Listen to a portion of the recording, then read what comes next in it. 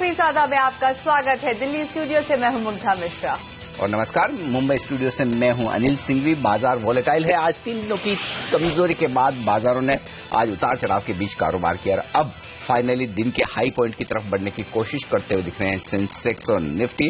आप देख सकते हैं ग्लोबल संकेत लगातार 2 दिनों से बेहतर है, लेकिन भारतीय बाजार एफआईएस की बिकवाली के दबाव के आगे झुकते नजर आ रहे हैं। आज ऐसा लग रहा है कहीं न कहीं लोअर लेवल पर जिस तरह की वॉलेटिलिटी हुई है, जिस तरह की पोजीशंस बनी, थोड़ी बहुत शॉर्ट कवरिंग, थोड़ी बहुत खरीदारी का सहारा मिलता हुआ दिख रहा है। देखना ही होगा आखिरी 1.5 घंटे में क्या हम 8,800 के नजदीक या पार जा पाते हैं। फिलहाल 55 अंक ऊपर है सेंसेक्स, निफ्टी 15 अंक ऊपर है और मिड कैप शेयर जो आज सुबह से दबाव में कारोबार करते दिख रहे थे अब हरे निशान में लौटने की कोशिश करते हुए दिख रहे हैं। मिड कैप शेयर और स्मॉल कैप शेयरों पर नजर डाली, यहां जरूर बेहतर कारोबार सुबह से देखने को मिल रहा है। ये एक बार भी लाल निशान में फिसले नहीं और अब आधा % के आसपास की मजबूती यहां पर है। अंतर्राष्ट्रीय बाजारों पर नजर डाले, वहीं से संकेत मिलते हुए दिख रहे हैं। किस तरह की सिचुएशन आपको यूरोप में देखने को मिलेगी उस पर एक बार की नजर डाल लेते हैं। यूरोप के बाजारों में कल की एक बेहतरीन तेजी के बाद एक शांत सुस्त कारोबार होता हुआ दिख रहा है, कोई खास डायरेक्शन नहीं। डाउ फ्यूचर्स भी देख लें, थोड़े एक्टिव होते हुए दिखेंगे अब डाउ फ्यूचर्स धीरे धीरे, जैसे यूरोप की ओपनिंग हुई उसके बाद, और आप देख सकते हैं वहां से भी किसी तरह की कोई संकेत नहीं। तो ग्लोबल संकेत हमारे लिए न्यूट्रल है। देखना होगा कि 2 दिनों की बेहतरीन तेजी के बाद क्या डाउ हैट्रिक लगाने में कामयाब होता है तेजी के तौर पर आज रात को। लेकिन फिलहाल भारतीय बाजार थोड़े से संकेत बेहतर करते हुए दिख रहे हैं, अपने लिए 8,800 की तरफ बढ़ने की कोशिश होती हुई दिख रही है। और लीडरशिप कहां से आती दिख रही है उस पर एक बार आप नजर डालें। आज के सेशन में काफी वर्सेटाइल ट्रेड होता हुआ दिख रहा है, अलग अलग तरह स्टॉक्स में अलग अलग तरह का, ठीक उसी तरह की कल जिस तरह से आपने देखा कुछ सेक्टर्स लाइमलाइट में थे, एक्शन में थे, लेकिन बैंक्स अब थोड़ी थोड़ी लोअर लेवल से रिकवरी दिखाने की कोशिश कर रहे हैं। स्टार परफॉर्मर तो आज है रियल एस्टेट स्टॉक्स, जहां पर 4% की मजबूती आपको दिखेगी डीएलएफ में, और बाकी मिड कैप शेयर इसी स्पेस के आईबुल, यूनिटेक, एचडीआईएल, सब के सब शेयर जबरदस्त तेजी में है। ये एक स्पेस है जो आज डिस्टिंक्टिवली मजबूत है। इसके अलावा ग्लोबल मार्केट्स में जो तेजी हुई है उसका फायदा उठा रहे हैं मेटल स्टॉक्स। हिंडाल्को के लिए फिर एक बेहतरीन ट्रेडिंग सेशन, टिस्को या जिंदाल स्टील एंड पावर, ये सारे स्टॉक्स मेटल स्पेस से काफी तेजी के साथ ट्रेड करते हुए दिख रहे हैं। ऑयल एंड गैस स्पेस के शेयर भी काफी मजबूत है, खासतौर से ओएनजीसी कल की 2.5-3% की मजबूती के बाद आज फिर से उतनी ही तेजी है। केन इंडिया को देखिए, यहां पर अच्छी मजबूती दिख रही है, लेकिन एक इंटरेस्टिंग स्टॉक जिस पर नजर होनी चाहिए और वो है कोल इंडिया। जो ऑफर फॉर सेल आया उसके शेयर्स कल क्रेडिट हो चुके थे काफी लोगों ने, काफी रिटेल इन्वेस्टर्स ने जिन्हें 5% डिस्काउंट मिला होगा, यानी कि जिनकी कॉस्ट आपको 340-42 के आसपास आई, उन्होंने काफी कुछ बिकवाली कल के सेशन में कर दी। कुछ लोगों ने आज फर्स्ट हाफ में की, लेकिन इस पूरी सप्लाई को एब्जॉर्ब करने के बाद कोल इंडिया का स्टॉक आप देखिए काफी बेहतरीन मजबूती के साथ बढ़ता हुआ दिख रहा है। तो सरकार के डाइवेस्टमेंट प्रोग्राम के लिए एक अच्छा संकेत कि कोल इंडिया के ऑफर फॉर सेल में लोगों का पैसा बनता हुआ दिख रहा है। यह है इस वक्त के बाजार का हाल। हमारे एक्सपर्ट्स हमारे साथ जुड़ रहे हैं, ईस्टर्न फाइनेंशियल्स के head of research Rajesh Agarwal और साथ ही पैनोरमा टेक्निकल्स के अल्पेश फुरिया। अल्पेश, एक तकनीकी राय निफ्टी पर क्या संकेत मिल रहे हैं आपको 3 दिनों की कमजोरी के बाद? आज भारी उतार चढ़ाव, सपोर्ट कहां है, रेजिस्टेंस कहां है, और निफ्टी को अगर इस वक्त एक ट्रेड लेना हो आपको बचे हुए 1.5 घंटे और कल के लिए, क्या करेंगे? से अगर एक ट्रेड लेना है तो आज की बॉटम का एक स्टॉप लगा के हम शायद से एक बार के लिए बाइंग की चेष्टा कर सकते हैं। ऑन द अपसाइड मुझे लगता है कि 88.70 से 80 के एक रेजिस्टेंस है, जहां तक एक पॉसिबिलिटीज बन सकती है। अगर पॉजिटिव डेवलपमेंट होते तो वहां तक एक मूव आपको देखने को मिल सकती है। लेकिन चूंकि अनिल जी, हमने पिछले हफ्ते भी जब ये बात डिस्कस की थी तभी हमने एक ब्रॉडनिंग पैटर्न के बारे में, चैनल के बारे में कहा था, और हमने कहा था कि 8950 से 8980 एक स्ट्रांग रेजिस्टेंस मार्केट के लिए शॉर्ट टर्म के लिए साबित हो सकता है, क्योंकि पिछले 1 महीने में हमने करीबन 1000 पॉइंट्स की एक मूव देखी, तो एक करेक्शन आना लाजमी था और वही करेक्शन हम देख रहे हैं। जिस तरह से एक फॉर्मेशन जो बना है, मैं समझता हूं ऑन द अपसाइड में 8925, इसके ऊपर जब तक एक डेली बुलिश कैंडल के साथ हम क्लोज नहीं रहते तब तक ये सेल ऑन राइज का मार्केट बनेगा। और डाउन साइड में जो टारगेट बने हैं, मैं समझता हूं वो आपको शॉर्ट टर्म के लिए 8600 से 8650 तक के लेवल देखने को मिल सकते हैं। लेकिन वो लेवल पे मैं खरीदारी की यहाँ पे राय दूंगा, क्योंकि मुझे नहीं लगता है वहां से और ज्यादा गिरावट वेरी शॉर्ट टर्म में आ सकती है। बहुत ही एक अट्रैक्टिव लेवल हो जाएंगे मार्केट में फिर से एंटर होने के लिए। राजेश, बजट का सीरीज है ऑलमोस्ट, क्या आपको लगता है कि यहाँ पर ज्यादा वॉलेटिलिटी एक्सपेक्ट करके चल रहे हैं इस महीने? क्या करना चाहिए इस वक्त? अगर आप भी क्या डिप्स पर बाय करके चलने की सलाह दे रहे हैं? जी मुग्धा, पहले तो मैं अल्पेश की बात से पूरी तरीके से सहमत हूं कि जिस तरीके से बाजार इस वक्त चल रहा है, at least on the indices side हमें लगता है कि थोड़ी दिक्कतों का सामना करना पड़ सकता है न्यू हाइस की तरफ जाने में। बट साथ ही मैं ये भी जोड़ना चाहूंगा कि अगर अपने निफ्टी के 50 स्टॉक से बाहर निकलें और मिड कैप की तरफ नजर डालें तो बहुत अच्छी बाइंग चल रही है। इवन अगर आप सोमवार के सेशन को देखें तो कई सारे ऐसे स्टॉक थे जो अपर सर्किट में लगे हुए थे, जो कि शुक्रवार के सेशन में जो 500 पॉइंट की गिरावट आई थी तो जोरदार गिरावट झेल चुके थे, तो वापस से वहां बाइंग नजर आई और वही हम देख रहे हैं कंटिन्यू होती हुई नजर आ रही है। शॉर्ट टर्म में हो सकता है थोड़ा वॉलेटाइल रहे, बट हमारी पूरी उम्मीद है कि इस महीने जो कि बजट का महीना है एक नई ऊंचाई की तरफ जाता हुआ बाजार दिखेगा। तो मैं कहूंगा कि जो भी गिरावट आती है वहां पे खरीदारी करनी चाहिए। इवन डेटा की तरफ अगर आप देखें तो जो पीएमआई सर्विसेज डेटा आए हैं उसमें जिस तरह का एक्सपेंशन देखा गया है, या कल प्रधानमंत्री जी का जो बयान आया कि उनकी जो फोकस रहेगा वो ग्रोथ ऑफ सर्विसेज और जॉब्स क्रिएशन पे रहेगा, ग्रोथ ऑफ इकोनॉमी पे रहेगा।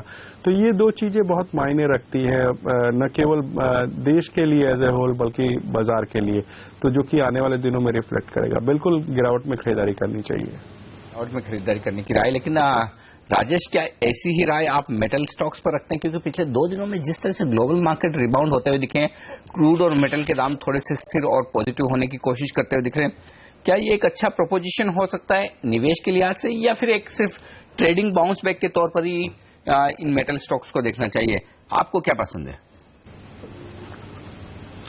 अनिल जी, ऐसा है जैसे क्रूड में जो 3-4 दिनों में थोड़ी सी स्टेबिलिटी देखने को मिली है, मुझे लगता है कि वो एक टेक्निकल बाउंस बैक है रेदर देन फंडामेंटल चेंजेस के, क्योंकि जो गिरावट है वो इतनी ज्यादा तेजी से हो चुकी थी कि एक बाउंस बैक आना लाजमी था। लेकिन अभी भी मुझे नहीं लगता कि फंडामेंटली हालातों में सुधार आया है, क्योंकि अगर आप देखें तो ओवर सप्लाई एक तरीके से है क्रूड की वर्ल्ड में, और इस कारण से डिमांड उतनी है नहीं और गिरावट देखी जा रही है। दूसरी जियोपॉलिटिकल टेंशंस के कारण से भी ऐसा हो रहा है। तो मुझे लगता है कि एक सर्टेन लेवल तक रिकवर करने के बाद वापस हो सकता है कि इसमें गिरावट देखने को मिले, और इस वजह से कल हमने देखा था केन वगैरह के शेयर में अच्छी बढ़त आती हुई। तो मैं कहूंगा कि वहां से एक बार निकलने का सोचना चाहिए।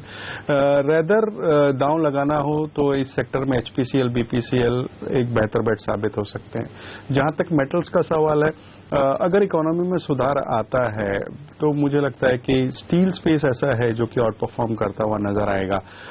दूसरे कोल ब्लॉक आवंटन के जो भी दिक्कतें आई पिछले दिनों, कोल ब्लॉक्स रद्द हुए और ये सारी बातें जो चली, उस कारण से कई स्टॉक्स में हमने अच्छी खासी गिरावट देखी। फॉर एग्जांपल अगर आप देखें तो जिंदल स्टील एंड पावर जो 300-350 रुपए के रेंज में हुआ करता था, अब 150 के रेंज में आ गया है।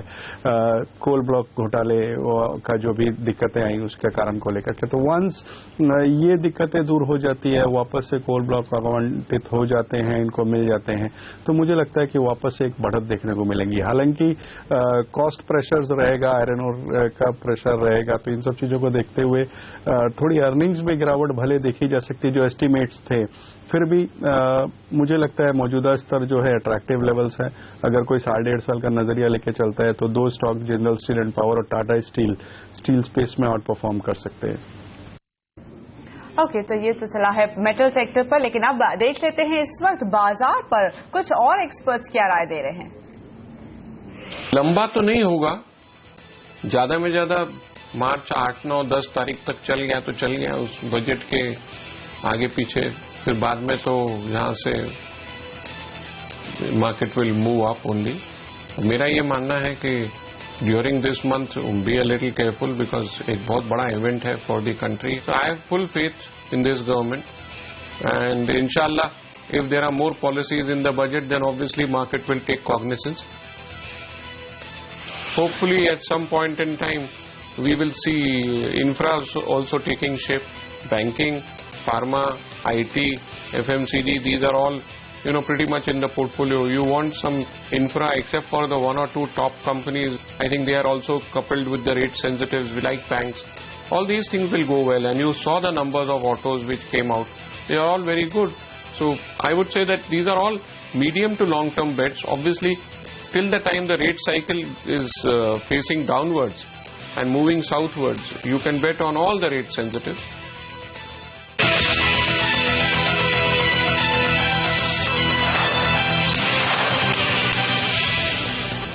आप देख रहे हैं आखिरी सौदा। एक बार बाजार पर वापस नजर डालते हैं। बाजार की कोशिश है हरे निशान में रहने की, लेकिन it's right now failing miserably. एकदम फ्लैट हो चुका है। 11 पॉइंट से ज्यादा की बढ़त नहीं है। 7 पॉइंट्स इनफैक्ट अब ऊपर। निफ्टी में भी मात्र 1 या 2 पॉइंट्स की बढ़त है। मिड कैप्स भी बिल्कुल फ्लैट। Advance decline ratio 1:1। कोई भी ज्यादा वहां पर डायरेक्शन नहीं दिख रहा फिलहाल। बैंकिंग स्पेस लगातार फोकस में है। हमारे साथ हमारे एक्सपर्ट जुड़े हुए हैं। ईस्टर्न फाइनेंशियल्स के head of research Rajesh Agarwal और पैनोरमा टेक्निकल्स के अल्पेश फूरिया। अल्पेश, अगर बैंक निफ्टी पर आपकी कॉल इस वक्त लेना चाहें, क्या लगता है एक अच्छा करेक्शन, इनफैक्ट जो बाजार में करेक्शन आया है उसको सबसे ज्यादा शायद बैंक ने ही नीचे खींचा है, तो ऐसे में इस वक्त बैंक निफ्टी पर आपका क्या कॉल बन रहा है? क्या लगता है आगे क्या डायरेक्शन होने वाला है? ये देखिए, मुद्दा कल के सत्र में भी सुबह में हमने ये कहा था कि करेक्शन लगता है बैंक निफ्टी में। तब हमने 19,200 19,100 की भी बात कही थी। ऑलमोस्ट वो लेवल आज अचीव हो गए। लेकिन मैं समझता हूँ यहाँ पे इस लेवल पे ट्रेंड लाइन का एक सपोर्ट बनता है। ये ट्रेंड लाइन बनती है 17 दिसंबर 2014 से जो स्टार्ट होती है, तो ये एक ट्रेंड लाइन ऊपर की तरफ आती है जिसका एक स्ट्रांग सपोर्ट बन रहा है 19,100। और वहां से आपने देखा होगा कि दिन के दरमियान 200 पॉइंट की एक रिकवरी हो चुकी है। तो मैं समझता हूँ कि अगर बैंक थोड़े बहुत जो ओवरसोल्ड कंडीशन हुए पिछले 2-1 दिनों में, तो ये थोड़ी की एक आप रिकवरी शायद से ऊपर की तरफ 19,550 तक लेके जा सकते हैं। फिर वहां पे देखना होगा कि क्या फिर से एक सेलिंग प्रेशर कंटिन्यू होता है कि नहीं होता है। लेकिन चूंकि हमने एक ट्रेंड लाइन की बात की, तो मैं यहाँ पे कहना चाहूंगा कि अगर 19,100 के नीचे अगर बैंक निफ्टी क्लोज होती है, तो फिर मैं समझता हूँ फिर से और एक सेल ऑफ आपको देखने को मिल सकता है, जो करीबन बैंक निफ्टी को 18,500 से 18,600 के लेवल तक लेके जा सकता है। बट मैं यहाँ पे मानता हूँ कि जो प्राइवेट सेक्टर के जो बैंक है, like axis bank, ICICI bank, इस तरह के स्टॉक्स में, कोटक बैंक है, इस तरह के स्टॉक्स में आपको गिरावट में एक अच्छी खासी खरीदारी की एक मिलेगी और यहाँ पे उसमें आपको खरीदारी करनी चाहिए। ओके, गिरावट में खरीदारी करने की राय बैंकिंग शेयरों में आती हुई दिख रही है, लेकिन कुछ स्टॉक्स जो एक्शन में दिख रहे हैं उन पर राय ली जाए। और उनमें से एक है वोखार्ड, जहां पर अभी अभी नतीजे आए हैं और नतीजों के बाद स्टॉक में अच्छी तेजी बनती हुई दिख रही है। वोखार्ड का स्टॉक आपके सामने हाजिर करेंगे और आप देख सकते हैं लगभग 7% उछल चुका है दिन के हाई पॉइंट पर आता हुआ। बेहद शानदार दमदार नतीजे पेश किए हैं वोखार्ड ने। राजेश, क्या राय रखते हैं आप इस स्टॉक पर? क्या 1275 में खरीदने का दम है या फिर लगता है कि ओवर बॉट हो चुका है, ओवर प्राइस हो चुका है? क्या है, क्या करना चाहिए?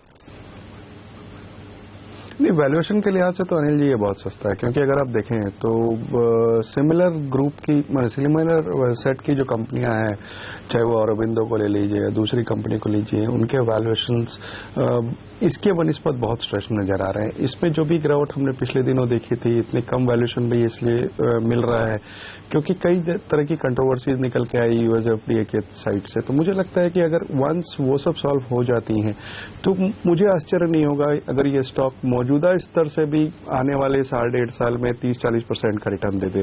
तो रेदर मैं तो ये कहूंगा कि अगर कोई भी गिरावट आती है और कोई लंबी अवधि का निवेशक है तो वॉकहार्ड एक अच्छा पिक साबित हो सकता है इसमें।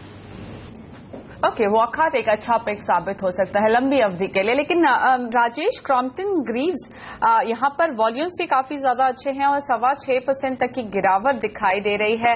नतीजों से डिसअपॉइंट हुआ है बाजार। लगातार यहाँ पर हम प्रेशर देख रहे हैं और इनफैक्ट अगर आप क्रॉम्पटन ग्रीव्स का पिछले कुछ दिनों का परफॉर्मेंस देखें क्वार्टरली, तो एक आध क्वार्टर छोड़कर उन्होंने काफी बार डिसअपॉइंट किया है।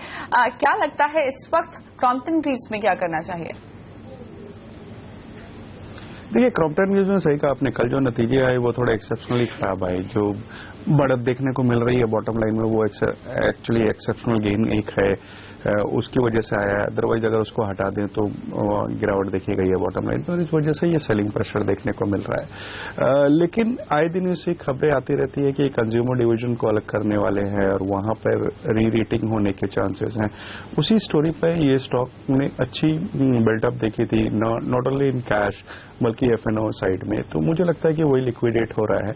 अगर मौजूदा स्तर से और 10 रुपए 12 रुपए की और गिरावट आती है तो मुझे लगता है कि एक अच्छी बाइंग अपॉर्चुनिटी देने लगेगा। रहेगा। मैं ये कहूंगा कि जो ऑलरेडी स्टॉक में है वो बने रहे, पैनिक ना करें, क्योंकि जो भी प्रॉब्लम्स आनी थी वो हो चुकी है। वंस इकोनॉमी में रिवाइवल होने लगता है और ये डीमर्जर वाली स्टोरी होती है तो यहाँ एक री रेटिंग हो सकती है और नए निवेशक जो है उन्हें थोड़ा इंतजार करना चाहिए। मौजूदा स्तर से और 10-15 रुपए की गिरावट अगर आ जाती है, कहने का मतलब है करीब 8-10% की, तो उसके बाद वहां पर वो नई एंट्री कर सकते हैं। ओके, तो ये राय आती हुई स्टॉक पर क्रॉम्पटन ग्रीव्स 6% से ज्यादा का एक बड़ा कट आ जाता हुआ दिख रहा है। स्टॉक पर नतीजे काफी खराब रहे हैं, इसमें कोई डाउट नहीं। लेंगे एक छोटा सा ब्रेक और ब्रेक के बाद फोकस होगा हमारा कुछ और स्टॉक्स पर और साथ ही देखेंगे स्टॉक 2020 के टॉप परफॉर्मर्स इस ब्रेक के बाद।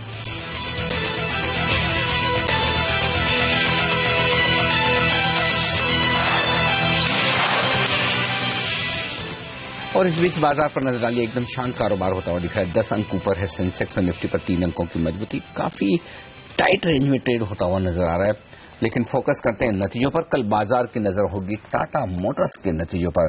कैसे रहेंगे नतीजे, जानने की कोशिश करते हैं। हमारे साथ है हमारी सहयोगी सोनम मेहता। सोनम, बताइए क्या कह रहा है आपका पोल, क्या अनुमान है? टाटा मोटर्स के नंबर से कुछ खास अपेक्षाएं नहीं है। कंसोलिडेटेड बेसिस पर फिर से मदद मिलेगी जेएलआर से ही, लेकिन स्टैंड अलोन कारोबार ड्रैग करेगा। जेएलआर के वॉल्यूम्स स्ट्रांग रहे हैं, 3% की बढ़ोतरी हुई है, लेकिन हाँ पिछले तिमाही से वॉल्यूम्स में कुछ स्लो डाउन जरूर आया है क्योंकि कंपनी के कुछ प्रोडक्ट्स फेज आउट हो रहे हैं नए प्रोडक्ट्स की एंट्री के लिए। मार्जिन फिर से सरप्राइज करेगा, जहां पे कंपनी का प्रोडक्ट मिक्स तो स्टेबल है ही, साथ ही करेंसी मूवमेंट कंपनी के फेवर में रहा है, जहां पे पाउंड का डेप्रिसिएशन डॉलर के मुकाबले हुआ है और पाउंड अप्रिशिएट हुआ है यूरो के मुकाबले, और दोनों जेएलआर के लिए काफी पॉजिटिव रहता है। दोनों फैक्टर्स करेंसी और बेहतर प्रोडक्ट मिक्स कंपनी के जेएलआर के मार्जिन्स को फेवर करेगी। वही स्टैंडअलोन बिजनेस पर फिर से एक दबाव देखने को मिलेगा और फिर से कंपनी 800 से 1000 करोड़ के बीच का घाटा दर्ज करती हुई दिखाई देगी, क्योंकि एमएचसीवी सेगमेंट और पैसेंजर कार सेगमेंट में तो एक रिवाइवल आया है, उसकी बिक्री में तो बढ़ोतरी हुई है, लेकिन एलसीवी सेगमेंट और यूटिलिटी व्हीकल सेगमेंट अभी भी बेहद ही खराब है। साथ ही डिस्काउंट्स का प्रेशर भी स्टैंडअलोन कारोबार पर बन रहा है। सो ओवरऑल स्टैंडअलोन बेसिस पर फिर से एक घाटे की उम्मीद है। जेएलआर से फिर से मदद मिलेगी, लेकिन ओवरऑल कारोबार कंपनी का कुछ कमजोर रहेगा। ओके, कमजोर कारोबार का की संभावना इस बार उम्मीद यही कि मुनाफा मात्र 3% से बढ़ेगा, लेकिन हमने देखा जनवरी सेल्स काफी अच्छी रही थी कंपनी के लिए और एक अच्छा जंप भी देखा था स्टॉक ने। राजेश, टाटा मोटर्स ज्यादातर लोग ये मान रहे हैं कि आगे बेहतर परफॉर्मेंस दिखेगी। अगर कमर्शियल व्हीकल की बात करें तो इकोनॉमी में रिवाइवल जिसकी सब उम्मीद कर रहे हैं वो उससे सपोर्ट मिलता हुआ दिखाई देगा। तो कल अगर कहीं नतीजे डिसअपॉइंट करते हैं तो क्या आपको लगता है एक अच्छा बाइंग का मौका होगा? जी बिल्कुल, रेदर मैं ये कहूँगा कि जो लंबी अवधि के निवेशक हैं, फॉर एग्जांपल 2 साल 3 साल रहना चाहते हैं, उनके लिए टाटा मोटर का डीवीआर एक बेहतर ऑप्शन साबित हो सकता है, क्योंकि वो अच्छे डिस्काउंट में मिल रहा है और किसी लिहाज से भी इसे कम नहीं है। मुझे लगता है कि वहाँ निवेश करना चाहिए। जहाँ तक कंपनी का सवाल है, ये मैं आपके सहयोगी से पूरी तरीके से सहमत हूँ कि स्टैंड अलोन कारोबार में दिक्कतें देखने को मिलेगी, लेकिन आगे आने वाले दिनों में चूंकि मेटल के प्राइसेस में बहुत गिरावट देखी गई थी, उससे मार्जिन्स में सुधार होता हुआ नजर आएगा। दूसरे जो बोल्ट नई कार इनकी लॉन्च हुई है, वहां पर एक उम्मीद बन रही है कि वहां से अच्छी बुकिंग आएगी। तीसरे, जैसे आपने कहा कि इकोनॉमी में सुधार आएगा तो हैवी कमर्शियल व्हीकल साइड से भी हमें लगता है कि वहां बढ़त देखने को मिलेगी। और सबसे बड़ी बात, अगर आप देखें तो 4 व्हीलर स्पेस में चाहे वो मारुति हो चाहे महिंद्रा एंड महिंद्रा हो, उनसे अगर कंपेयर करें तो वैल्यूएशन के लिहाज से उनसे बहुत ही सस्ते वैल्यूएशन पे उपलब्ध है। तो मैं समझता हूँ बिल्कुल अगर गिरावट आती है डिसअपॉइंटिंग नतीजों के कारण से तो निवेश करें। डीवीआर पे ध्यान दें अगर आपकी लंबी अवधि का नजरिया है तो, और शॉर्ट टर्म ट्रेडिंग का नजरिया हो या शॉर्ट टर्म का व्यू हो, महीने 2 महीने 3 महीने के लिए एंटर करना चाहते हैं तो टाटा मोटर्स मेन शेयर्स में ले सकते हैं। ओके, तो ये राय आती हुई इस वक्त इन टाटा मोटर्स के स्टॉक पर देखना होगा कल किस तरह के नंबर्स आते हैं। आज इंटरेस्टिंग रुझान एक स्टॉक में दिख रहा है जो इसी स्पेस का है, वो है हीरो मोटोकॉर्प। बेहद कमजोर नंबर्स और एक गैप से स्टॉक की ओपनिंग के बाद आप देखिए दिन के हाई पॉइंट पर स्टॉक ट्रेड करता हुआ दिख रहा है। 0.5% की तेजी अब हो चुकी है और काफी जबरदस्त रिकवरी लोअर लेवल से स्टॉक ने दिखाई। तो शानदार खरीदारी कमजोर नतीजों के बावजूद हीरो मोटोकॉर्प में। वक्त है हमारे दोनों एक्सपर्ट से विदा लेने का। राजेश और अल्पेश, शुक्रिया आपका हमारे लिए वक्त निकालने के लिए, आज अपनी राय देने के लिए बाजार स्टॉक्स पर। आगे बढ़ते हैं, देख लेते हैं स्टॉक 2020 के आज के टॉप परफॉर्मेंस।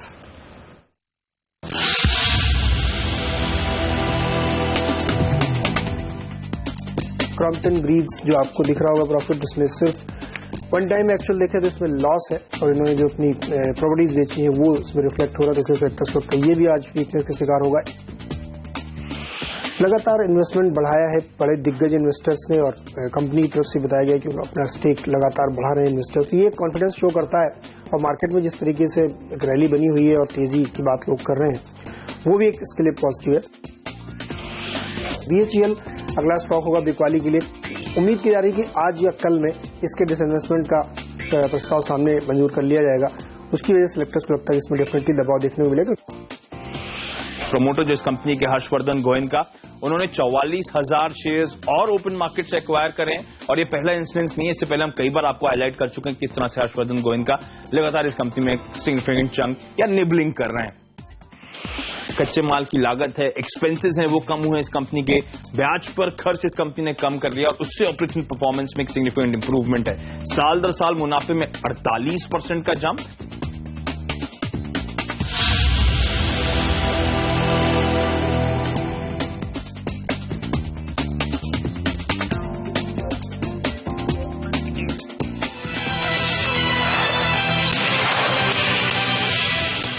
और अब बात करते हैं आवाज IPL पोजिशनल मुकाबले की और हमारे साथ जुड़ रहे हैं फर्स्ट स्टेप कैपिटल के Kunal Dayma, Max Growth Capital के आशुतोष सरना और वायोलेट आर्क ग्लोबल मैनेजर्स के मिथिल प्रधान।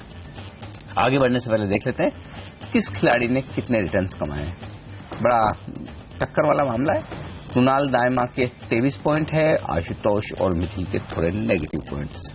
पहले बात करें मैक्स ग्रोथ कैपिटल के आशुतोष शर्मा की और आज सुबह सन फार्मा में उन्होंने अपना टारगेट हिट किया है। 930 रुपए पर उन्होंने सन फार्मा में खरीदारी की थी।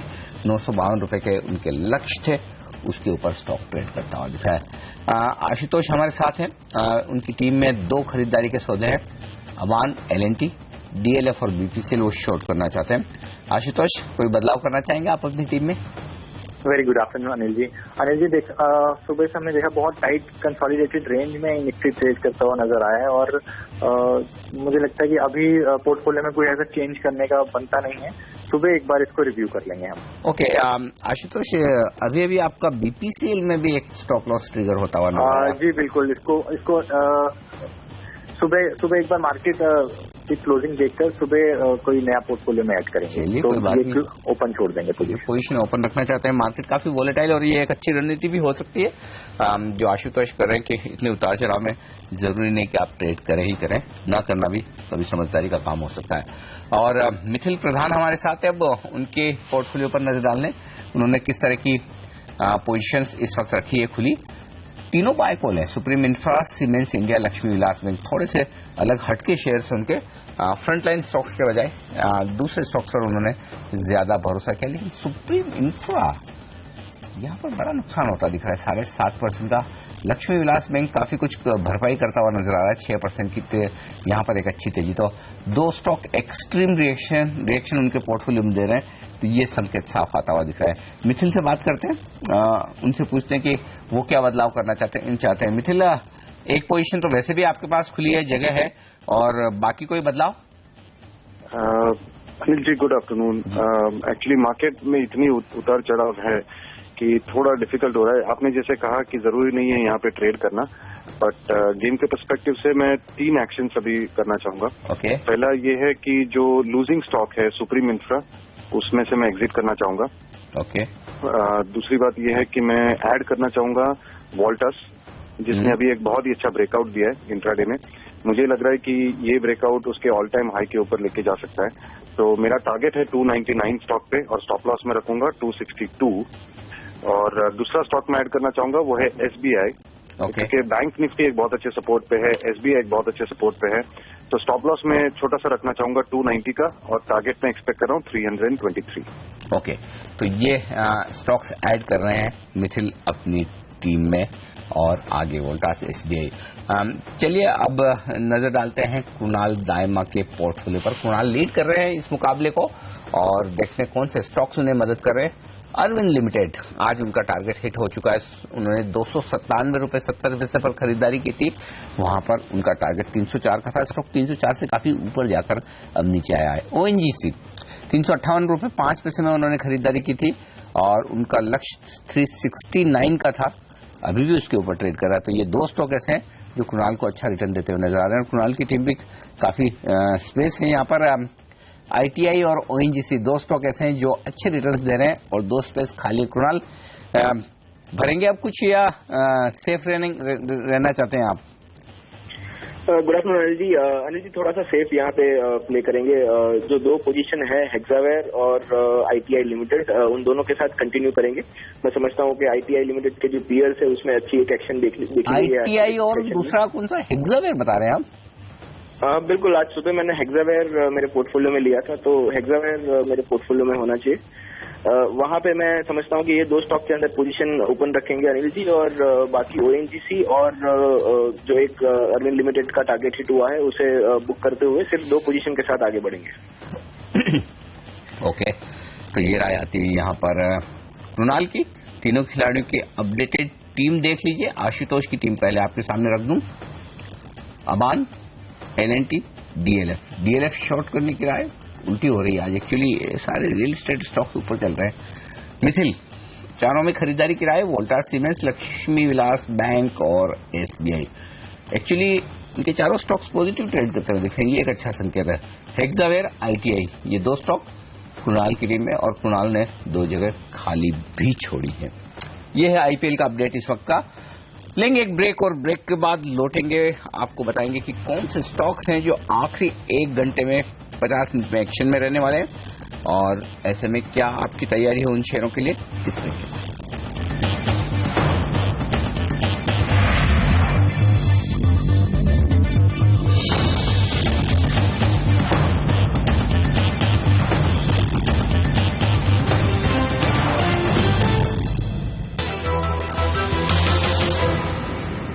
अब फोकस हमारा वायदा कारोबार की रणनीति पर। आनंद राठी सिक्योरिटीज के डेरिवेटिव और टेक्निकल दोनों के एक्सपर्ट चंदन तापड़िया हमारे साथ हैं इस वक्त फोन लाइन पर, और चंदन से पूछते हैं कि किस तरह का रुझान दिख रहा है इस वक्त बाजार में कई सारे स्टॉक्स में। एक बार लेकिन उससे पहले चंदन, निफ्टी और बैंक निफ्टी एक क्विक कॉल, क्या करेंगे यहाँ पर आप?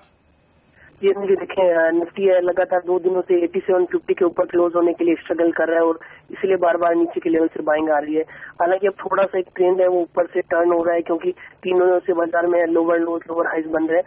यदि मार्केट है वो 8800 निकलेगा तभी है बाजार में थोड़ा सा बाइंग इंटरेस्ट रहेगा, और 8750 के नीचे यदि आज क्लोज हो जाता है तो मेरे हिसाब से नीचे में 8700 और 80 तक के लेवल भी देखने को मिल सकते हैं। तो निफ्टी में थोड़ा सा कोशिश लेने की यहाँ पे जरूरत है। 8800 निकले तभी व्यू हमारा चेंज होगा। वहीं बैंक निफ्टी में देखें, 4 दिनों से यहाँ पे सेलिंग प्रेशर देखने को मिल रहा है। जरूर आज नीचे के लेवल से रिकवरी हो रही है, बट इतना फॉलोअप एक्शन नहीं देखने को मिल रहा है। FIs की तरफ से भी 2 दिनों से डेटा नेगेटिव आ रहा है। बैंक निफ्टी में 19,550 19,600 के ऊपर निकलेगा तभी कोई बाउंस बैक मूव आने की गुंजाइश रहेगी। वहीं नीचे में 19,280 और 19,000 मेजर सपोर्ट रहेंगे। Okay, real estate share HDI, Unitech, DLF तीनों ही जबरदस्त मजबूती में है। आईबुल मेरे ख्याल से वायदा कारोबार के बैन में, हाँ जी हाँ बैन में है। तो बाकी बचे इन 3 स्टॉक में किसी में कहीं कोई एक्शन खरीदारी करेंगे या शॉर्ट करने का मौका है? जी नहीं जी, देखें अच्छी खासी रिकवरी इन काउंटर्स में देख रहे हैं। यूजुअली हम रियल एस्टेट को अवॉइड कर रहे हैं, बट जिस हिसाब से पिछले कुछ दिनों से मोमेंटम बना है और यहाँ पे अब डिलीवरी बेस्ड बाइंग भी आने लग रही है, लग रहा है कि अब बाजार में यही काउंटर चलते हुए नजर आएंगे। मेरा मानना है कि निफ्टी कंसोलिडेट हो सकता है, बट इन काउंटर में अब थोड़ी सी सपोर्ट बेस्ड बाइंग देखने को मिल सकती है। बट बेहतर रहेगा यहाँ पे ऑप्शन में ट्रेड करें, क्योंकि ये हाई बीटा काउंटर और काफी ज्यादा वोलेटाइल रहते हैं। DLF जिस हिसाब से प्राइस पैटर्न और डेटा इंडिकेट कर रहा है, लग रहा है यदि यहाँ से उछाल आती है तो 185 188 तक जा सकता है, बट ओनली रिस्की ट्रेडर्स है उन्हीं को ट्रेड करने की सलाह रहेगी। अब दूसरे स्टॉक्स की बात करें, इसमें IB रियल एस्टेट है, FNO के बेन पीरियड में, बट स्टॉक ने अच्छा खासा बेस बनाया है। ऊपर में इसका हर्डल है 8750, यदि 8750 निकलता है तभी नए मूव की गुंजाइश रहेगी, अदरवाइज वापस ये अपना ट्रेडिंग रेंज 75 to 85 के बीच में अटक जाएगा। मैं GMR इंफ्रा की बात करूं, मेरे हिसाब से यदि किसी को ट्रेड करना है रियल एस्टेट काउंटर में तो एक बेहतर काउंटर हो सकता है। हालांकि मेजर मीडियम टर्म ट्रेंड इसका नेगेटिव है, बट शॉर्ट टर्म ट्रेंड अब पॉजिटिव बन चुका है। मेरा मानना है कि यदि 20 के लेवल को निकालता है तो ऊपर में 23-24 तक GMR इंफ्रा जा सकता है। ओके, अल्पेश, 2 स्टॉक्स, एक वोल्टास जहां पर हम काफी अच्छा एडिशन देख रहे हैं ओपन इंटरेस्ट में, और दूसरा IRB इंफ्रा, यहां पर हम देख सकते हैं चंदन कि वहां पर भी एडिशन काफी ज्यादा है। IRB हालांकि आज दबाव में है, वोल्टास पॉजिटिव में ट्रेड कर रहा है। दोनों स्टॉक पर आपका क्या नजरिया है? जी हाँ, मैं पहले वोल्टास पे बोलना चाहूंगा।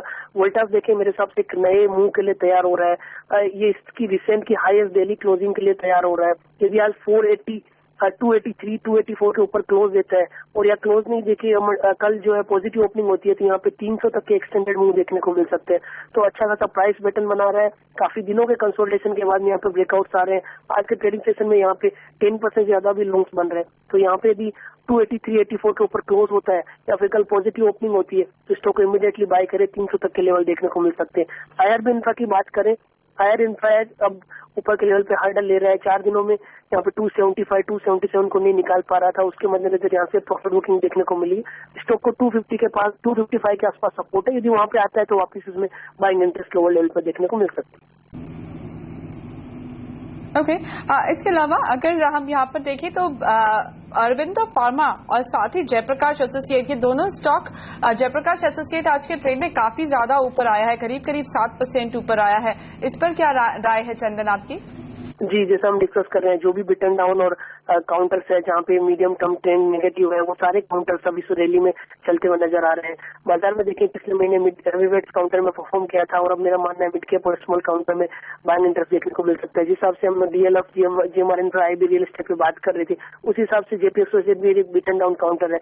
पर जिस हिसाब से बाइंग इंटरेस्ट देखने को मिल रहा है, वॉल्यूम से बढ़ रहे हैं, ओपन इंटरेस्ट एडिशन हो गया, लग रहा है यहाँ पे भी मोमेंटम बरकरार रह सकता है। 30 के ऊपर निकलता है तो मेरे हिसाब से 35 तक के मूवमेंट यहाँ पे देखने को मिल सकता है। चंदन जी, ये स्टॉक से हटके एक राय लेना चाहता हूँ आपसे। 4 दिन हो गए बाजार स्ट्रगल कर रहा है, 3 दिन से तो अच्छा खासा कमजोर, आज भी फर्स्ट हाफ तो कोई अच्छा नहीं गया, लेकिन उसके बावजूद ये जो कमजोर क्वालिटी के स्टॉक्स हम कहते हैं फंडामेंटल बेसिस पर रियल एस्टेट शेयर हुए हैं, जिनकी बैलेंस शीट बड़ी लीवरेज्ड है, ज्यादा कर्जे, वो शेयर इतनी उछाल दिखा रहे हैं, इसका क्या मतलब निकाला जाए बाजार के लिए? जी अनिल जी, देखिए बाजार में जो ट्रेडर्स रहते हैं उनकी ट्रेडिंग की मेंटेलिटी रहती है, उनको किसी न किसी काउंटर्स में ट्रेड करना होता है और या दूसरे तरह के जो होते हैं जो अपनी शॉर्ट की पोजीशन कवर करते हैं। क्योंकि यहाँ पे देखें जब बाजार ऊपर के लेवल पर अटकता है तो ट्रेडर्स से मुनाफा वसूली करना चाहते हैं, तो उनकी कुछ लॉन्ग की पोजीशन होती है, कुछ शॉर्ट की पोजीशन होती है और मेरा मानना है कि ये शॉर्ट कवरिंग के बाद में नए लॉन्ग्स बन रहे हैं, नजर ये बाइंग इंटरेस्ट देखने को मिल रहा है। और दूसरा जिस हिसाब से बड़े मूवमेंट पिछले कुछ महीनों में हेवीवेट्स में आ चुके हैं तो वहाँ पे पोटेंशियल थोड़ा लिमिटेड हो चुका है और उसी नजर यहाँ से ट्रेडर्स है वो रिस्क रिवॉर्ड रेशियो को देखते हुए इन काउंटर में शिफ्ट हो रहे हैं और मेरे हिसाब से वही एक बड़ा रीजन हो सकता है जो यहाँ पे बाइंग को अट्रैक्ट कर रहा है। एक और स्टॉक अरविंद लिमिटेड, इस पर आपसे राय लेना चाहता हूँ चंदन। स्टॉक आधा % नीचे, आज नतीजे आने वाले हैं। स्टॉक में एक अच्छा रनअप हुआ था, मेरे ख्याल से कल भी मजबूत था ये शेयर और आज थोड़ा सा वोलेटाइल ट्रेड करता हुआ दिख रहा है। क्या ट्रेड यहाँ पर लेना चाहिए नतीजों के पहले? जी अनिल जी, देखिए इसका रिजल्ट है तो उसके मद्देनजर यहाँ पे वोलेटिलिटी हो सकती है, बट जिस हिसाब से पिछले महीने का डेटा देखें तो यहाँ पे लॉन्ग की पोजीशन बनाने की सलाह रहेगी। स्टॉक में अराउंड 15% के ओपन इंटरेस्ट 2 दिनों में देखने को मिल रहे हैं और मेरा मानना है कि जिस हिसाब से प्राइस पैटर्न और डेरिवेटिव डेटा इंडिकेट कर रहा है स्टॉक ऊपर में 320 325 तक जा सकता है। तो कोई भी डिक्लाइन आए 285 282 एक सपोर्ट जोन है, उसका स्टॉप लॉस लगा के ट्रेड किया जा सकता है। रिजल्ट के मद्देनजर यहाँ पे वोलेटिलिटी हो सकती है तो यहाँ पे ट्रेडर्स है ऑप्शन में ऑप्ट हो सकते हैं। ओवरऑल मेरा इस काउंटर में पॉजिटिव रहेगा। ओके, पॉजिटिव व्यू के साथ अरविंद लिमिटेड में रिजल्ट में अप्रोच कर सकते हैं, लेकिन नतीजे के दिन ट्रेडिंग आपकी स्ट्रिक्ट स्टॉप लॉसेस के साथ होनी चाहिए। शुक्रिया चंदन आपका हमारे लिए वक्त निकालने के लिए। बाजार स्टेबल है, डायरेक्शन की तलाश में। Sensex Nifty mid cap share मामूली हरे निशान में, स्मॉल कैप शेयरों में थोड़ी बेहतर मजबूती। और एक ब्रेक लेंगे, ब्रेक के बाद फोकस इक्विटी मार्केट के बाहर कमोडिटीज पर करेंगे। एक्शन वहां भी काफी जबरदस्त है, बताएंगे आपको सोने और चांदी में आज क्या ट्रेडिंग आपको करनी चाहिए इस ब्रेक के बाद। और साथ ही पॉलिसी के बाद RBI governor doctor Raghuram Rajan का पहला इंटरव्यू 3 दिन।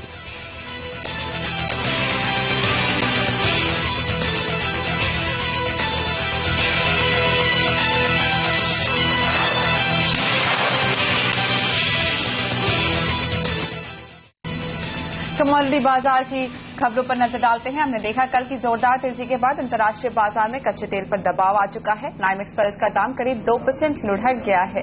घरेलू बाजार में भी शुरुआती बढ़त अब काफी कम हो गई है। इनफैक्ट अब तो लाल निशान में ट्रेड्स होते हुए दिखाई दे रहे हैं। लेकिन पिछले 4 दिनों में कच्चा तेल काफी अच्छा मूव देखा है, एक अच्छा बाउंस करीब 20% का आता हुआ दिखाई दिया। लेकिन इस बीच चीन के खराब आंकड़ों से बेस मेटल्स पर दबाव पड़ा है, वहां पर गिरावट ज्यादा है। निकल में जहां सबसे ज्यादा करीब 1% की गिरावट आई है। आखिरी कमोडिटीज का रुख करें एक बार आपको रोकना होगा क्योंकि टाटा पावर के नतीजे आ चुके हैं। एक बार नतीजे रख दो, फिर से मैं आपके पास आऊंगा कमोडिटीज के लिए। यहाँ पर 198 करोड़ का कंसोलिडेटेड मुनाफा आता हुआ दिखा है और हमारा जो अंदाजा था कंसोलिडेटेड मुनाफे का वो था 134 करोड़ का। तो उस लिहाज से हमारे अनुमान से बेहतर आंकड़ा दिख रहा है मुनाफे का, इसमें कोई डाउट नहीं। और वो भी अच्छा खासा 65 करोड़ रुपए मुनाफा यहाँ पर ज्यादा आता हुआ दिखा है हमारे अनुमान से टाटा पावर का। तो टाटा पावर का पहला आंकड़ा मुनाफे के तौर पर बेहतर है, इसमें कोई डाउट नहीं। देख लेते हैं कि आय के आंकड़े किस तरह से रहते हैं, वो आंकड़े भी अब से आपके सामने कुछ देर में हाजिर करेंगे। 8,700 करोड़ से आय बढ़कर 8,806 करोड़, यहां पर थोड़ी सी निराशा हुई है। 9,177 करोड़ का हमारा अंदाजा था, तो हमारे अंदाजे से लगभग 400 करोड़ के आसपास की 350 करोड़ की आय में कमी आती हुई दिख रही है। मार्जिन हम उम्मीद कर रहे हैं कि लगभग 20-20% की रेंज में रहने चाहिए। 20% स्टैंडर्ड रहते हैं इनके मार्जिन में, कोई खास बदलाव नहीं होता। 20.2% का हमारा पोल है, देखेंगे मार्जिन किस तरह के आते हैं। लेकिन ओवरऑल बाकी आंकड़े अगर आप देखें तो आय के फ्रंट पर थोड़े से कम, मुनाफे के फ्रंट में काफी बेहतर और स्टॉक का रिएक्शन साफ तौर पर 4.25% की मजबूती के तौर पर दिखा है। एक और इंटरेस्टिंग आंकड़ा यहाँ पर फॉरेक्स गेन्स जबरदस्त होते दिखे हैं, उनसे फायदा मिला है आय के आंकड़ों में, ये साफ तौर पर दिखा है। ये इस वक्त का टाटा पावर के नतीजों का रिएक्शन, स्टॉक 3.5-4% ऊपर। मुग्धा, आप कुछ कमोडिटीज की बात कर रही थी। जी बिल्कुल, खाने के तेलों की बात करते हैं जहां पर गिरावट है। अंतर्राष्ट्रीय बाजार में गिरावट का असर ही आप भारतीय कारोबार पर भी देख रहे हैं। इस महीने के अंत से फसल की आवक शुरू होने के अनुमान है, जिसकी वजह से चने पर बिकवाली का दबाव है। लेकिन बुलियन मार्केट का जायजा लेते हैं, वहां पर भी आप देखेंगे कि आज सोना पिछले 1-2 दिन से काफी वॉलेटाइल रहा है, जहां एक तरफ एक अच्छा जंप आता हुआ दिखाई दिया, वहीं अब वहां पर आज भी इनफैक्ट लोअर लेवल से वापस से सोना कुछ ऊपर आया है। गोल्ड अब इंटरनेशनल मार्केट से में 1260 के ऊपर ट्रेड कर रहा है। भारतीय बाजार में भी 27,650 का लेवल फिलहाल आपको नजर आएगा। सोने में फिर से तेजी आ चुकी है, घरेलू बाजार में इसका दाम 0.5% ऊपर आया है। फरवरी वायदा कल एक्सपायरी है और उसके पहले अप्रैल वायदे में करीब 27,400 रुपए के ऊपर ट्रेड्स हो रहे हैं। अंतर्राष्ट्रीय बाजार में सोने का दाम फिर से 1260 के डॉलर के ऊपर। चांदी में भी हल्की तेजी के साथ कारोबार, करीब 0.44% की मजबूती यहां पर फिलहाल बनी हुई है। एंजल कमोडिटीज के मुताबिक सोने और चांदी में तेजी टिकाऊ नहीं है। ऐसे में MCX पर सोने में 27,500 रुपए पर बेचने की सलाह है। नीचे के भाव 27,150 रुपए तक गिर सकते हैं। इस सौदे में आपको 27,620 रुपए के स्तर पर स्टॉप लॉस लगाना होगा। वहीं चांदी की बात करें तो 38,350 रुपए पर बिकवाली करने की सलाह है। नीचे के भाव 37,600 रुपए तक गिर सकता है। इस सौदे में आपको 38,700 के रुपए के आसपास आपको स्टॉप लॉस लगाना होगा। लेकिन फिलहाल लेंगे एक छोटा सा ब्रेक, आगे बताएंगे आपको आखिरी आधे घंटे में शेयर बाजार में क्या हो आपकी स्ट्रैटेजी, साथ ही क्या हो आपकी कल की तैयारी। बने रहिए हमारे साथ।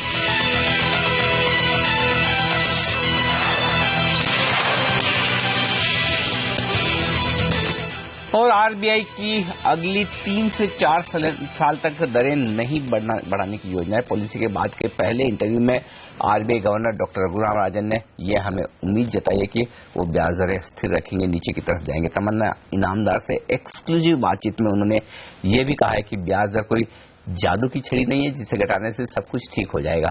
राजन ने यह भी कहा है कि बजट और रिटेल महंगाई दर के आंकड़े देखने के बाद ही वो ब्याज दरें घटाने पर आगे फैसला लेंगे।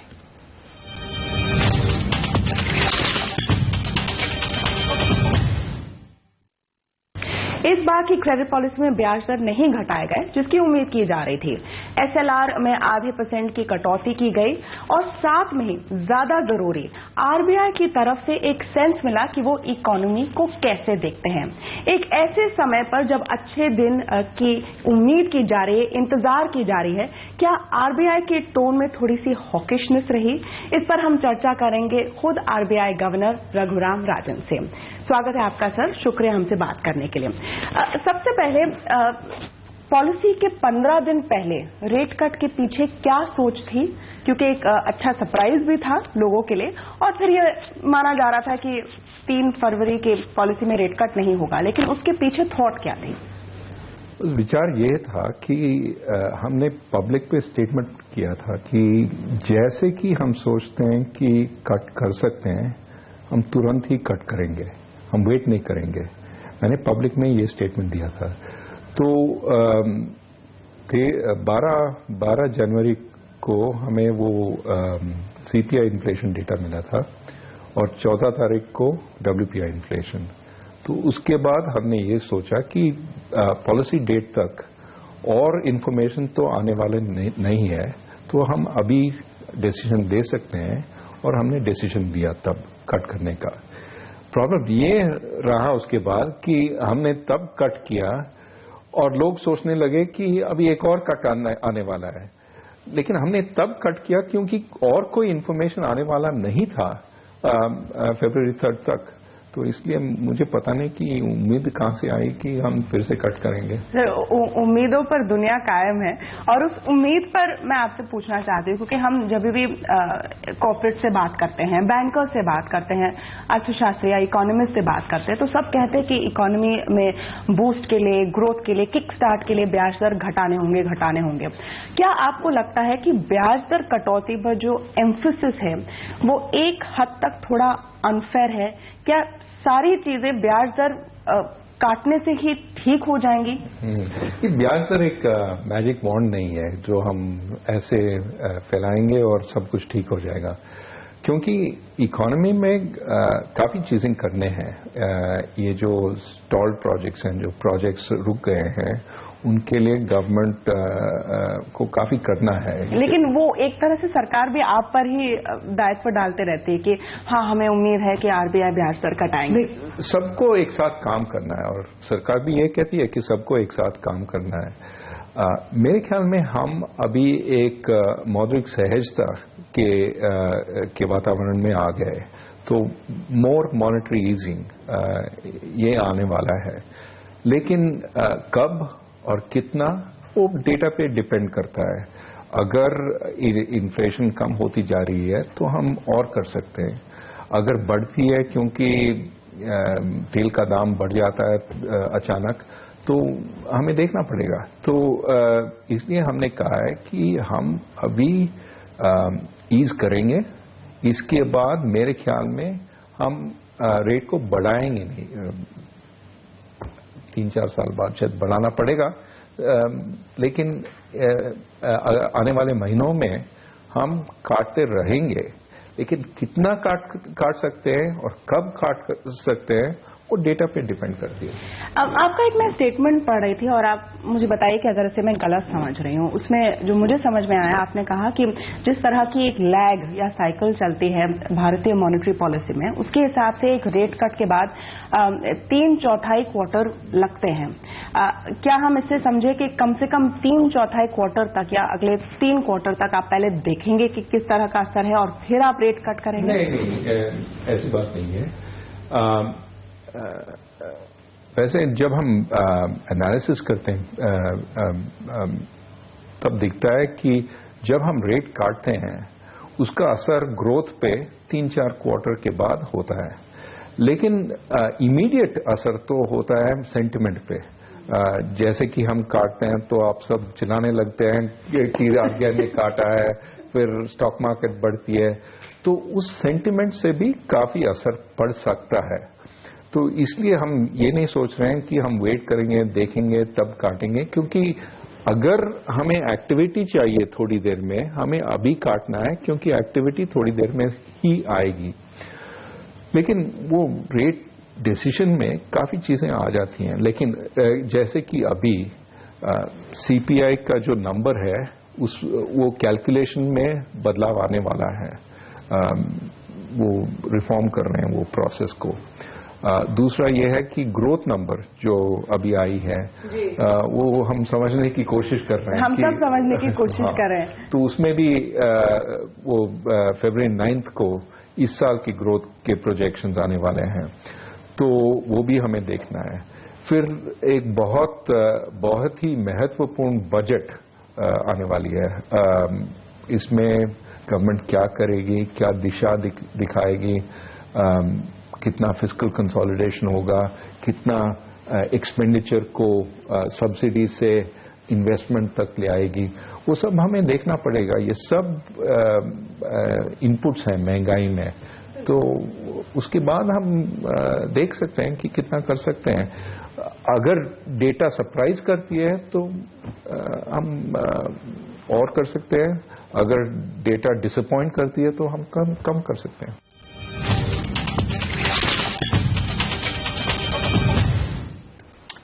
और RBI governor doctor Raghuram Rajan का ये पूरा इंटरव्यू आप देख सकते हैं आज शाम 7 बजे सिर्फ सीएनबीसी आवाज पर। बता दें आपको, ये पहला इंटरव्यू है डॉक्टर रघुराम राजन का जो उन्होंने आपकी अपनी हिंदी भाषा में दिया है। चलिए, एक्सपर्ट्स का नया पैनल हमारे साथ जुड़ रहा है जो आखिरी 25 मिनटों की रणनीति तय करेगा आपके लिए। हमारे साथ जुड़ रहे हैं ट्रेड स्विफ्ट ब्रोकिंग के डायरेक्टर संदीप जैन और साथ ही प्रिसीजन इन्वेस्टमेंट्स के किरण जाधव। आप दोनों का स्वागत है सीएनबीसी आवाज पर। किरण, वोलेटाइल ट्रेड है, फिर से कमजोरी लगातार चौथे दिन। क्या इंपॉर्टेंट सपोर्ट लेवल आप निफ्टी पर देख रहे हैं? किन लेवल्स के ऊपर क्लोज होता दिखे तो आप कहेंगे कि बहुत बुरा नहीं है, या फिर यूं कहेंगे कि स्टॉप लॉसेस ट्रिगर हो चुके हैं लॉन्ग साइड पर? क्या करना चाहिए? अनिल जी, मेरा मानना है हम करेक्टिव ट्रेंड में है। लॉन्ग टर्म तो ठीक है, अप ट्रेंड है, पर करेक्टिव ट्रेंड है और इस करेक्टिव ट्रेंड का अगला सपोर्ट जो है वो 8740 से लेके 8725 है। अगर ये सपोर्ट जोन निकल जाता है तो आपको भारी गिरावट देखने को मिल जाएगी और करीबन 100 से 125 पॉइंट की गिरावट देखने को मिल जानी चाहिए। यानी अगर 8725 निकल जाता है तो इजीली आप एक्सपेक्ट कर सकते हैं कि करीबन 8600 8625 के टारगेट्स आपको अगले 2 ही दिन में, ब्रेकआउट के बाद 2 ही दिन में आपको देखने को मिल जाने चाहिए। ओके, लेकिन इस वक्त सीधे चलेंगे वॉकहार्ट की प्रेस कॉन्फ्रेंस में जहां पर मैनेजमेंट हबीब खुराकीवाला नतीजों पर कुछ अपनी राय व्यक्त कर रहे हैं। Coming period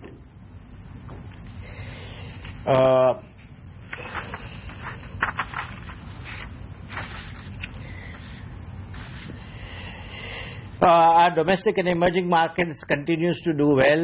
Domestic market growth for this 9 months is about 17%. And our emerging market growth is about 28%. One of the very important announcement I would like to make is our Morton Grove facility in the United States, where we received 483 about 6-7 months back.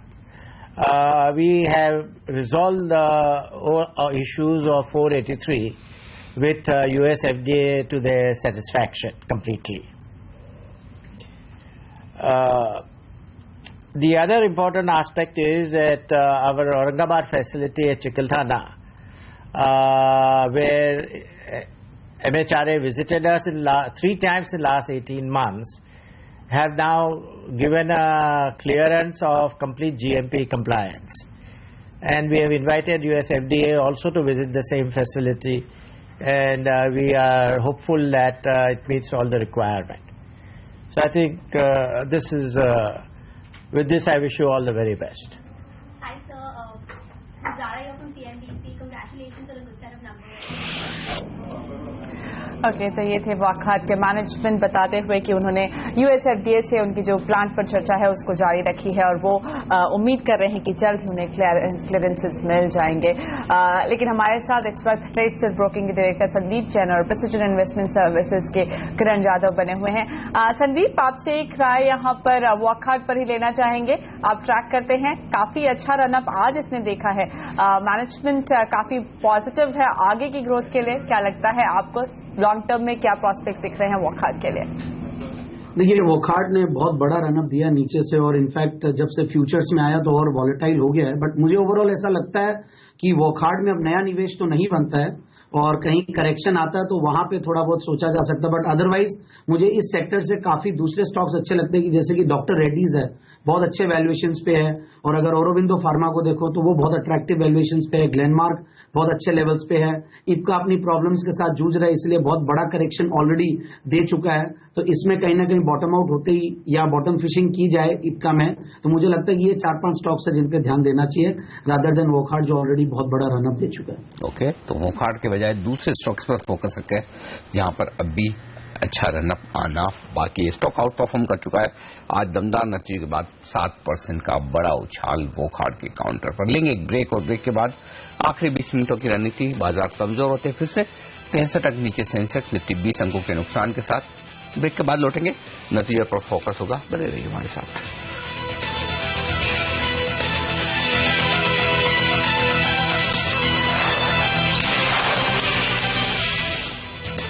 पर नजर डालना के बाहर बेहद जरूरी इस वक्त, क्योंकि बाजार में गिरावट काफी ज्यादा बढ़ गई है पिछले कुछ मिनटों में। अब से थोड़ी देर पहले बाजार कुछ फ्लैट थे, लेकिन अब 125 पॉइंट्स की गिरावट है सेंसेक्स में। निफ्टी करीब 36 पॉइंट्स नीचे, मिड कैप इंडेक्स भी करीब 1/3% नीचे आ चुका है। आप देख सकते हैं ये पिछले कुछ मिनटों का हाल है जब बाजार पर दबाव बढ़ता हुआ नजर आया है। प्रेशर कहां से आ रहा है इस पर नजर डालते हैं।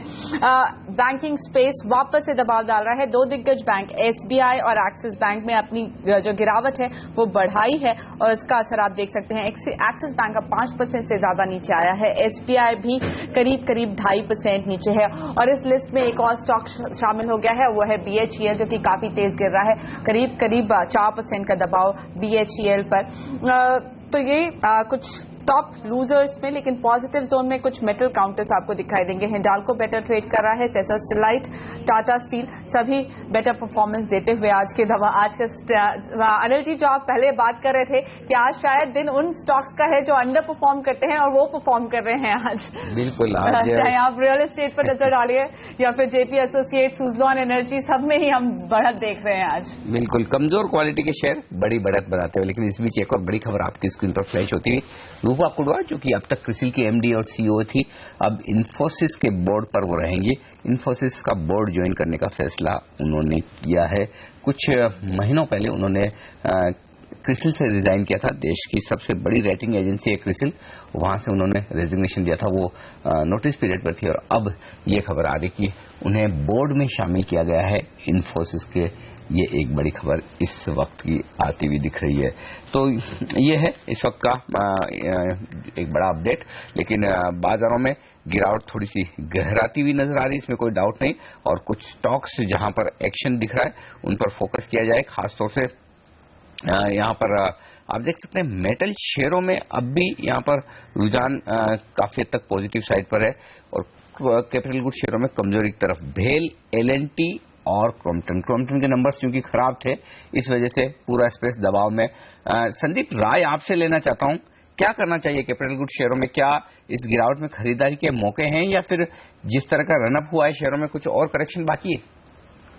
देखिए, क्रॉम्पटन ग्रीव्स आज जिस तरीके से गैप डाउन ओपनिंग हुई है और रिजल्ट्स डेफिनेटली खराब थे, इसीलिए इतना बड़ा फॉल आया है। बट मुझे ऐसा लगता है कि 160-55 के लगभग ये आता तो ये एक बहुत अच्छी बाइंग अपॉर्चुनिटी और वहां पे इसको लेना चाहिए, क्योंकि कैपिटल गुड्स डेफिनेटली आने वाले दिनों में परफॉर्म करेगा। और क्रॉम्पटन ग्रीव्स में बहुत सारे हिडन मुझे कुछ चीजें दिख रही है कि आगे आने वाले दिनों में ये परफॉर्म करेगा। तो मुझे ऐसा लगता है कि क्रॉम्पटन ग्रीव्स पे दाव लगाना चाहिए rather than betting on other two. L and T ठीक है, फ्रंट रनर रहेगा, सबसे बड़ी कंपनी है इस सेक्टर की, और भेल डेफिनेटली पीएसयू है, तो कहीं ना कहीं मुझे लगता है कि ये भी परफॉर्म कर जाएगा। But yes, Crompton Greaves best लगता है। आज 5-6% का करेक्शन है और आने वाले दिनों में वेट करें अभी, और निचले स्तरों पे बॉटम फिशिंग करनी चाहिए, तो डेफिनेटली अच्छा रिटर्न दे सकते हैं। 190-95 के लेवल्स वापस से आने वाले दिनों में दिखता है। ओके, कुछ उन स्टॉक्स की बात कर लेते हैं जिनके नतीजे कल एक्सपेक्ट कर रहे हैं हम। पीटीसी इंडिया, यहाँ पर संदीप आपको क्या लगता है? पीटीसी इंडिया हम उम्मीद कर रहे हैं, संभावना ये दिखाई दे रही है कि मुनाफा करीब 60% नीचे आएगा, आय जरूर 20% ऊपर बढ़ सकती है, लेकिन आपकी नजर में पीटीसी इंडिया, जो कि एक काफी अच्छा परफॉर्मेंस पीटीसी फाइनेंशियल्स ने दिया है, जिसकी वजह से हमने पीटीसी इंडिया को कुछ थोड़ा बहुत फायदा मिलता हुआ देखा है, लेकिन सलाह क्या है आपकी पीटीसी इंडिया पर? देखिए, पीटीसी इंडिया में अब मैं इनफैक्ट इन लेवल्स पे राय नहीं दूंगा एंटर करने की, और इनफैक्ट पावर सेक्टर पे दाव लगाना तो और बहुत सारे स्टॉक्स है जिन पे फोकस किया जा सकता है, जैसे कि आरईसी है, पीएफसी है। पीएफसी ने भी अच्छा करेक्शन दिया, डेफिनेटली एक डिसइन्वेस्टमेंट का ओवरहैंग है, इसीलिए करेक्शन दे रहे हैं। तो बट जहां पे भी ये नीचे आते हैं उन पे फोकस करें। पीएफएस इसी की एक सब्सिडियरी कंपनी है, वो ज्यादा बेहतर लगती है और बहुत ही अच्छे वैल्यूएशंस पे अभी भी अवेलेबल है। हो सकता है कि 13-14 रुपए से एक बहुत बड़ा रनअप दिया, तो कई बार नए इन्वेस्टर्स एंटर नहीं कर पाते हैं और या डरते हैं इन लेवल्स पे एंटर करने में, बट स्टिल अभी भी फंडामेंटल्स बहुत अच्छे हैं, वैल्यूएशंस बहुत अट्रैक्टिव है, तो मुझे लगता है पीएफएस पे ध्यान दे, ज्यादा बेहतर होगा। ओके, यहाँ पर हम लेंगे फिलहाल एक छोटा सा ब्रेक, लेकिन ब्रेक के बाद बाजार की क्लोजिंग पर नजर तो रहेगी ही, साथ ही कल की तैयारी भी कैसी होनी चाहिए इस पर भी नजर रहेंगी।